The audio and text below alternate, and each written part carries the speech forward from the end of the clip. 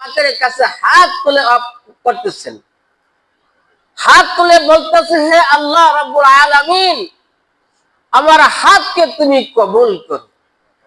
হে আল্লাহ রাব্বুল আলামিন, আমার গুনাহকে তুমি মাফ করো।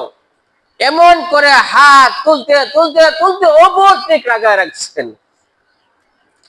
আল্লাহ রাসূল সাল্লাল্লাহু আলাইহি ওয়াসাল্লাম বলেন, ও সাহাবারা দেখো, ও সাহাবারা শুনো, যে ব্যক্তিকে আল্লাহকে পাওয়ার জন্য এই দুটো হাত উপর থেকে উঠায়া আল্লাহ তাআলার কাছে ক্ষমা চাইতেছে, কিন্তু এর ভিতরে শুধু হারাম আর হারাম।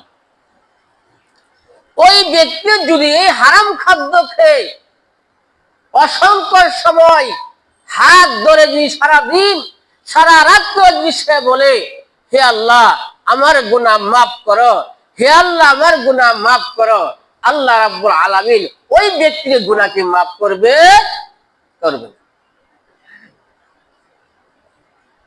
ওই ব্যক্তির গুনাহ মাফ করবে না।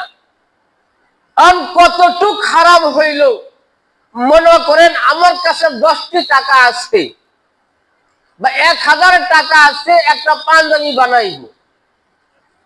1000 টাকা হয় না, 1000 টাকার মধ্যে 100 টাকা হারাম বা 50 টাকা হারাম।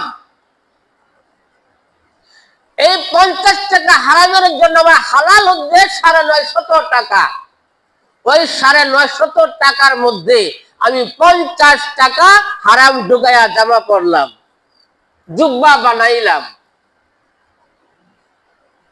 সেই জন্য হাদিস শরীফে বলে, এই 50 টাকার কারণে তোমার 950 টাকায় হারাম হয়ে গেল, নাউজুবিল্লাহ। আর যখন তুমি এই হারাম বস্তু দিয়া, টাকা দিয়া যে তুমি জামা ব্যবহার করতেছ, পাঞ্জাবি বানাইতেছ, জুব্বা বানাইতেছ, শার্ট বানাইতেছ, প্যান্ট পরতেছ, ওইগুলি পরিধান করার পরে যতক্ষণ তুমি আল্লাহ তাআলার কাছে ক্ষমা চাইবা, মাফ চাইবা, অসম্ভব আল্লাহ রাব্বুল আলামিন ক্ষমা নাও করতে পারেন। কারণ হলো তোমার এটার ভিতরে কি আছে? হারাম হারাম আছে। আর আল্লাহ রাব্বুল আলামিন কি বলেন? যে হারাম বস্তু, হারাম জিনিস আমি আল্লাহ রাব্বুল আলামিন কবুল করি না, আমি আল্লাহ চাই না, হারাম জিনিস চাই না। কারণ যে হারাম জিনিস আমার বন্ধু চাই না, ওই হারাম জিনিস আমি আল্লাহ নিজেও চাই না। সুবহানাল্লাহ।